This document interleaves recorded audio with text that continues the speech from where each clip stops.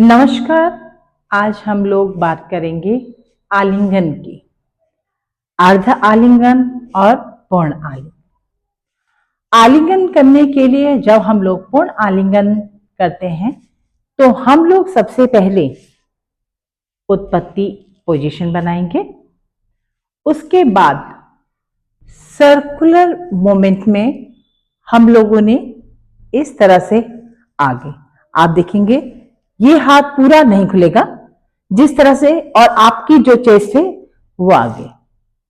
महाराज जी कहते थे कि आलिंगन ऐसा होना चाहिए कि सामने वाले को लगे कि आप खुल करके किसी का स्वागत कर रहे हैं।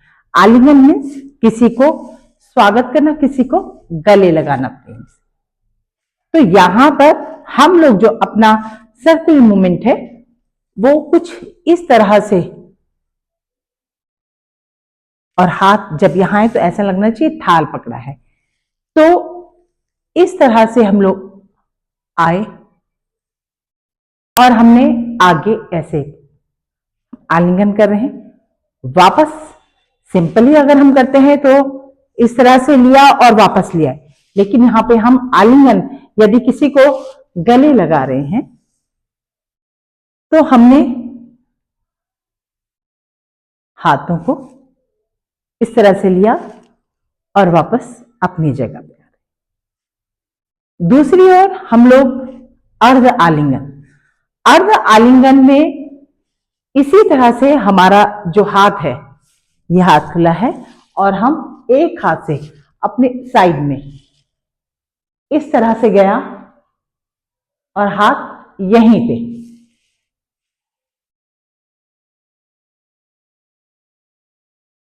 यानी हाथ से हम हाफ सर्कल से इस अर्ध आलिंगन को बनाएंगे।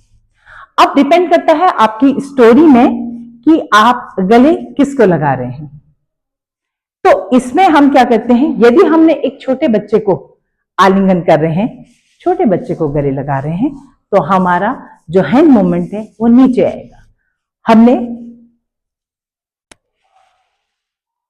ऐसे उस बच्चे को गले लगाया, या फिर हमने उसको ऐसे पकड़ के स्क्रॉल किया, या फिर उसको ऐसे गले लगा लिया।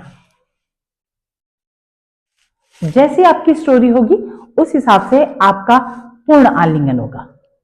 इसी तरह से कई बार हम श्री कृष्ण के लिए, या कई वंदनाएं होती हैं कि नंद के लाल, या किसी तरह से छोटे बच्चे को हम लोग अगर यहां पर प्रस्तुत करते हैं तो अर्ध आलिंगन के लिए हम लोग उसको यूज करते हैं। इस तरह से आपने उसे अर्ध आलिंगन ये शो किया, ये हो गया अच्छा, और उसको प्यार से इस तरह से हम लोग आलिंगन को, अर्ध आलिंगन और पूर्ण आलिंगन दोनों को दिखा सकते हैं।